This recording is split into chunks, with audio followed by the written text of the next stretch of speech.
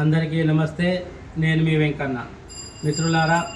Hyderabad public school, Begumpet, రామంతపూర్లలో ఉంటున్న మన గిరిజన బాలబాలికల కొరకు హాస్టల్లో జరిగే నిర్లక్ష్యం పట్ల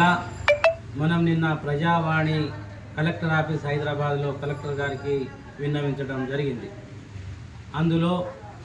పిల్లల పట్ల ర్యాపిడో బైక్ల మీద పిల్లల్ని స్కూల్కి తీసుకువెళ్ళడం, అక్కడ వాచ్మెన్లు లేకపోవడం, కేర్ టేకర్స్ లేకపోవడం, బాత్రూంలు శుభ్రం చేసేవాళ్ళు లేకపోవడం, కామాటీలు కుక్కులు లేకపోవడం, ఇలా అన్ని సమస్యలతో ఉన్నటువంటి ఈ హాస్టల్ యొక్క ఇబ్బందులను మనం గౌరవ కలెక్టర్ గారికి, గౌరవ బాలల హక్కుల కమిషన్ గారికి, గౌరవ శిశు సంక్షేమ మంత్రి గారికి,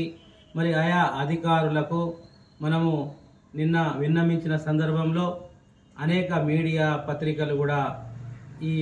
వార్తను ప్రసారం చేసినాయి. ఈ వార్తను విన్నటువంటి ఆల్ ఇండియా బంజారా సేవా సంఘ్ జాతీయ అధ్యక్షులు అమర్ సింగ్ తిలావత్ గారు, మాజీ మంత్రివర్యులు, వారు స్పందించి వెంటనే ఈరోజు మనము మంత్రి గారిని కలుద్దాము అని చెప్పేసి నాకు ఫోన్ చేయడంతో నేను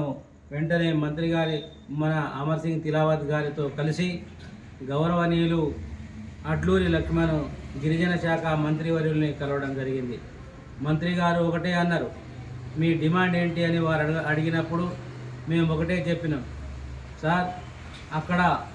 ప్రైవేట్ ఏజెన్సీల నిర్లక్ష్యం పూర్తిగా ఉన్నది, వారికి ప్రభుత్వం ఇచ్చే డబ్బు సరిపోవటం లేదని అంటున్నారు, కాబట్టి వీళ్ళలాగే వేరే ప్రైవేట్ ఏజెన్సీ వచ్చినా కూడా వాళ్ళు కూడా ఇదే తంతు మొదలు పెడతారు, కాబట్టి మీరు వెంటనే ప్రైవేట్ ఏజెన్సీని రిమూవ్ చేసి మీరే తెలంగాణ రాష్ట్ర ప్రభుత్వమే ఈ హాస్టల్ని నడిపించాల్సిందిగా మేము విజ్ఞప్తి చేసినాం. రెండో విషయం ఏమిటంటే, గిరిజన బిడ్డలు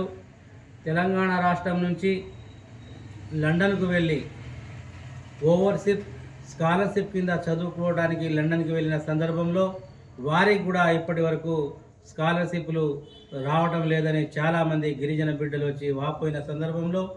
ఆ విషయాన్ని కూడా గౌరవ గిరిజన మంత్రివర్యుల దృష్టికి తీసుకురావడం జరిగింది. ఈ రెండు విషయాల పట్ల మంత్రి గారు స్పందిస్తూ వెంటనే ప్రైవేట్ హాస్టల్ నడిపిస్తున్న ఏజెన్సీని రిమూవ్ చేస్తామని, అదేవిధంగా ఓవర్సీస్ స్కాలర్షిప్ని కూడా వెంటనే రిలీజ్ చేస్తామని, తర్వాత పబ్లిక్ స్కూల్ రామంతపూర్లో, పబ్లిక్ స్కూల్ బేగంపేటలో వెంటనే అక్కడ శాశ్వతమైన హాస్టల్ భవనాల్ని కట్టిస్తామని వారు చెప్పడం నిజంగా తెలంగాణ రాష్ట్ర ప్రభుత్వానికి ఈ గిరిజన సమాజం పక్షాన అనేక నేను కృతజ్ఞతలు తెలియజేస్తా ఉన్నా. మిత్రులారా, ఇది మన కాంగ్రెస్ ప్రభుత్వంలో శాశ్వతమైన హాస్టల్ బిల్డింగ్లు ఏర్పడితే మన గిరిజన గుండెల్లో గౌరవనీయులు ముఖ్యమంత్రి గారు యనమల రేవంత్ రెడ్డి గారు శాశ్వతంగా నిలవబోతున్నారని, వారు చెప్పినట్లుగా ఈ హాస్టల్ భవనాల నిర్మాణాలు పూర్తి అవుతాయని, వెంటనే ప్రైవేట్ ఏజెన్సీని తొలగిస్తారని, వెంటనే